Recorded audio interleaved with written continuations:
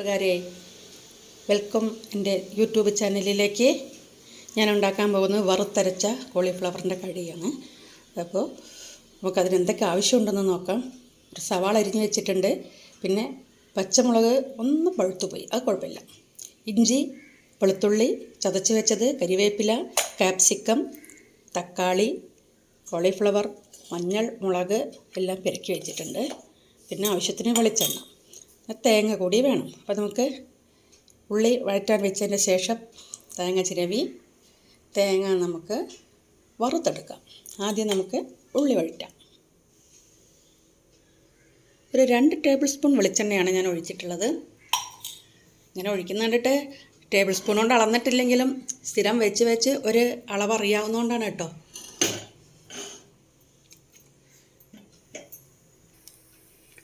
കടുക് പൊട്ടി, കടുകിലേക്ക് നമുക്ക് ഇഞ്ചി, വെളുത്തുള്ളി ഇട്ട് കൊടുക്കാം. കരിവേപ്പില ഇട്ട് കൊടുക്കാം.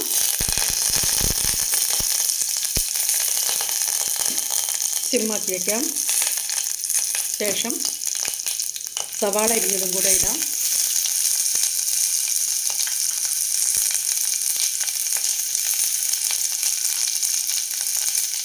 നമുക്ക് വഴറ്റി കൊടുക്കാം. സവാള വഴന്ന് വരുന്നുണ്ട്.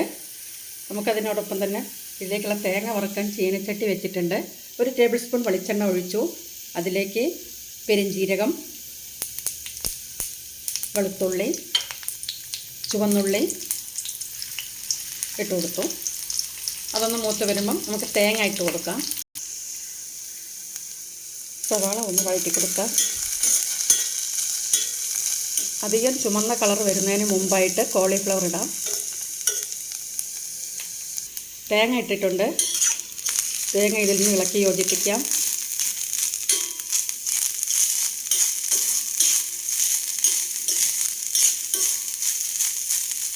തേങ്ങ കരിഞ്ഞു പോകാതെ ഒരു ബ്രൗൺ കളറായി വരും, ഇളം ബ്രൗൺ കളറായി വരുമ്പോൾ ഓഫ് ചെയ്ത ശേഷം പിന്നെ ആ ചട്ടിക്കകത്ത് ചൂട് കൊണ്ട് ഒന്നുകൂടെ മൂപ്പിക്കുകയാണ് വേണ്ടത്. കോളിഫ്ലവറിനകത്ത് നമ്മൾ മഞ്ഞൾപ്പൊടി, മുളക് പൊടി, ഉപ്പ് മാത്രമാണ് ഇട്ടത്, മല്ലിപ്പൊടി ഇട്ടിട്ടില്ല. അപ്പോൾ അടുപ്പത്ത് നമുക്ക് കുറച്ച് മഞ്ഞൾപ്പൊടിയും മല്ലിപ്പൊടി മാത്രം, മല്ലിപ്പൊടി വറുത്ത് പൊടിച്ചതാണ്, ഇവിടെ തന്നെ വറുത്ത് പൊടിച്ചതാണ്. ഇതിൻ്റെ റെസിപ്പി ഉണ്ട്, ഞാൻ ചാനലിലിടാം. ഇതൊന്ന് ഇളക്കി കൊടുക്കാം. ഈ മല്ലിപ്പൊടി ഒന്ന് നിറം മാറി വരുമ്പോൾ, പച്ചമണം മാറി വരുമ്പോൾ നമുക്ക് ഇതിലേക്ക് കോളിഫ്ലവർ ഇട്ട് കൊടുക്കാം.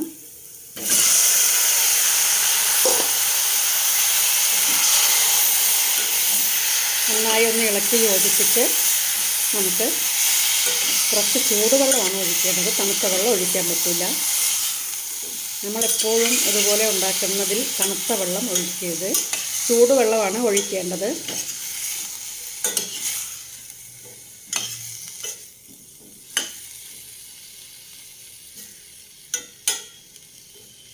ഒന്ന് വഴന്ന് വരുമ്പോൾ നമുക്ക് തക്കാളി ഇടാനുണ്ട്, കാപ്സിക്കം ഇടാനുണ്ട്. തേങ്ങ പകുതി മൂപ്പായതേ ഉള്ളൂ കേട്ടോ. അതൊരു ബ്രൗൺ കളറാകുന്നവരെ നമ്മളിങ്ങനെ കരിഞ്ഞു പോകാതെ ഇളക്കി വറുത്തെടുക്കണം.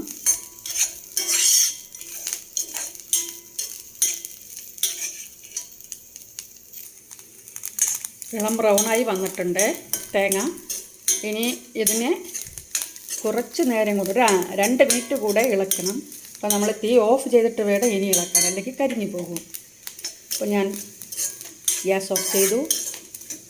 ഇനി ചൂടുള്ള ചീനച്ചട്ടിയിൽ കിടന്ന് ഇതിനെ ഇങ്ങനെ വറുത്ത് കോരിയെടുക്കണം. അപ്പോൾ എല്ലാം യൂണിഫോമായിട്ട് ബ്രൗൺ കളറായി വരും.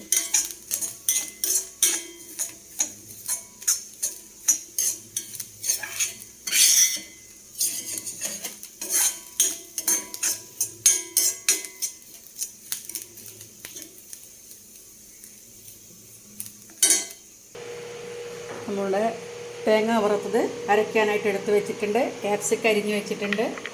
തക്കാളി ഇതിലോട്ടിടാം. ഒന്ന് ഇളക്കി കൊടുക്കാം. തക്കാളി ഒന്ന് വേവട്ടെ, അടിയിലേക്ക് മാറ്റി കൊടുക്കാം. എന്നിട്ട് നമുക്ക് വറുത്ത് വെച്ച തേങ്ങയെ ഒരല്പം ചൂട് പോയ ശേഷം നമുക്കതിനെ അരച്ചെടുക്കാം.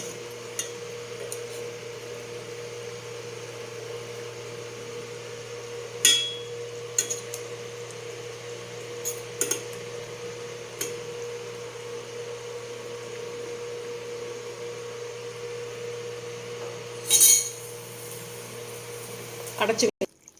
കോളിഫ്ലവർ വെന്തിട്ടുണ്ട്. നമുക്ക് തേങ്ങ അരച്ചത് ഒഴിച്ച് കൊടുക്കാം. വറുത്ത തേങ്ങ അരച്ചിട്ടുണ്ട്. ഇളക്കി യോജിപ്പിച്ച ശേഷം വെള്ളം ആവശ്യമുണ്ടെങ്കിൽ കുറച്ച് ഒഴിച്ച് കൊടുക്കാം. അതേ മിക്സിയുടെ ജാറിൽ കുറച്ച് വെള്ളം ഒഴിച്ചിട്ട് ചൂടുവെള്ളം ഒഴിക്കണം. ചൂടുവെള്ളം ഒഴിച്ചിട്ട് നന്നായിട്ട് തിളക്കട്ടെ.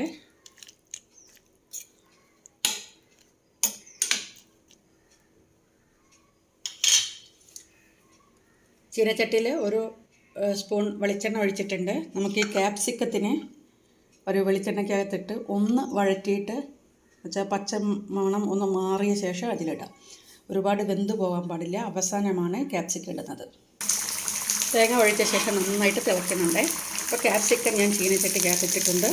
ഇതൊന്ന് നന്നായിട്ട് പച്ചമണം ഒന്നും പോകുന്നത് വരെ ഒരു 2 മിനിറ്റിലൊന്ന് എണ്ണയിൽ ചൂടാക്കി അതിനോടൊപ്പം കരിവേപ്പില ഇട്ടിട്ടുണ്ട്. കുറച്ചുകൂടെ ഫ്ലേവറിന് വേണ്ടി മാത്രം.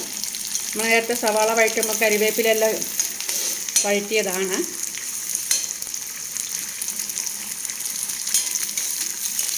അപ്പോൾ ഇത്രയും മതി. വഴന്ന് വന്നിട്ടുണ്ട്. കളറെല്ലാം മാറി വരുന്നുണ്ട്. ഇത് നമുക്ക് ഓഫ് ചെയ്യാം. ഓഫ് ചെയ്ത ശേഷം കറി തിളച്ചിട്ടുണ്ട്. ഓഫ് ചെയ്യാം.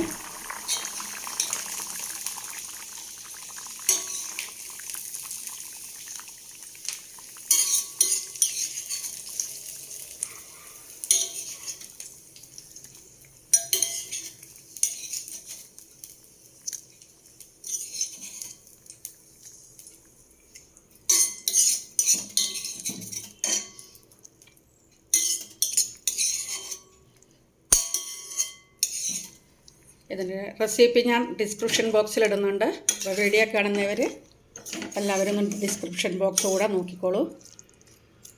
ഇത്രയും മതി. അപ്പോൾ വറുത്തരച്ച കോഴിക്കറി റെഡിയായി. ഇനി ക്യാപ്സിക്കം ഇതിനോടൊപ്പം ഇതിൽ ചൂടിലിരുന്നിട്ട് കറി നല്ല ചൂടുണ്ടല്ലോ, നല്ല ഗ്രേവിയുള്ള ചപ്പാത്തിക്കും ഈ ചോറിൻ്റെ കൂടെയും നമുക്ക് ചോറിൻ്റെ കൂടെയും കൂട്ടാനേ.